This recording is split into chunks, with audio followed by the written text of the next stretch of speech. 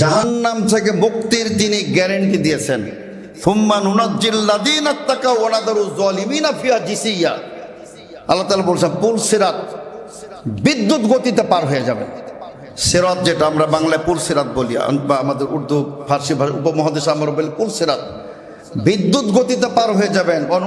আল্লাহ বলছেন সুম্মা নুনাজ্জিল্লাযীনা তাকাউ, যারা তাকওয়া অবলম্বন করবে আমি তাদেরকে মুক্তি করে দেব, পার করিয়ে দেব। ওয়া নাযারুজ জালিমিনা ফিহা জিসিয়া, আর জালেম যারা অত্যাচারে পাপী যারা তারা ওখানে একবার নত জানু হয়ে তারা ওখানে পড়ে যাবে।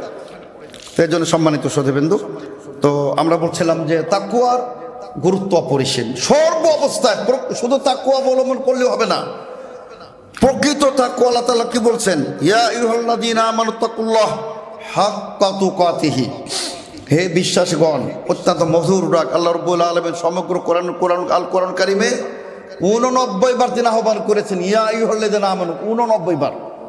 অথচ যদি একবারও বলেন না ইয়া আইয়ুহাল্লাযীনা কাফারু, একবারও বলেন না। হ্যাঁ, তুমি একবার বলেছেন, ওই পরকালে বলবেন যে আজকে তোমাদের কোনো ওযর আপত্তি গ্রহণ হবে না, যাও সোজা জাহান্নামে চলে যাও। কিন্তু আল্লাহ তাআলা জীবিত কোনো কাফেরকে উদ্দেশ্য করে একবারের জন্য তিনি বলেন না ইয়া আইয়ুহাল্লাযীনা কাফারু।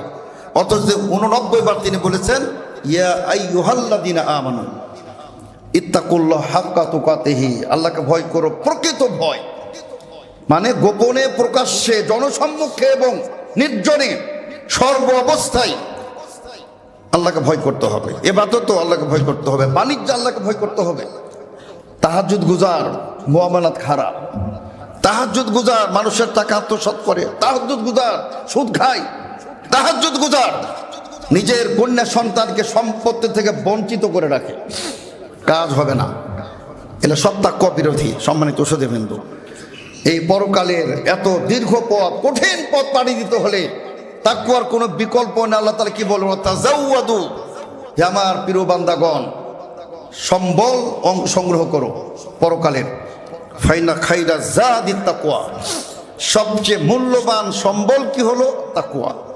ওয়াত্তাকুনি ইয়া উলিল আলবাব, হে জ্ঞানীরা তোমরা একমাত্র আমাকে ভয় করো।